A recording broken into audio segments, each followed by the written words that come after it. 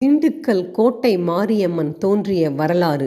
உலகெங்கும் மாரியம்மனாக இருந்து அருள்பாலித்து வரும் இந்த கிராம தேவதை திண்டுக்கல்லில் கோட்டை மாரியம்மனாக வீற்றிருந்து அருள்பாலித்து வருகிறாள். மனமுருகி வழிபட்டால் கோட்டை மாரியம்மன் கேட்ட வரங்களை அள்ளித் தருவாள் என்பது பக்த கோடிகளின் உறுதியான நம்பிக்கை. சர்வசக்தி படைத்த தேவியின் அம்சங்களில் ரேணுகா தேவி என்ற சக்தியே மாரியம்மன் என்று கூறப்படுகிறது. ஜமதக்கனி மாபெரும் தெய்வசக்தி படைத்த மகா முனிவர். இவருடைய பத்தினியே ரேணுகா தேவி. கார்த்திவீரியன் என்னும் பேரரசன் ஜமதக்கனி முனிவரின் ஆசிரமத்தில் இருந்த காமதேனுவை அடைய விரும்பினான்.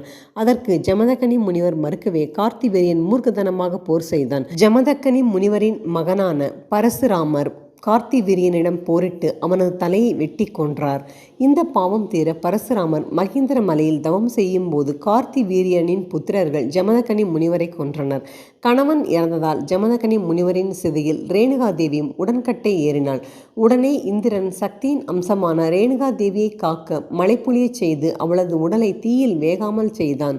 இருப்பினும் ஆடைகள் முழுவதும் தீயில் எரிந்தன.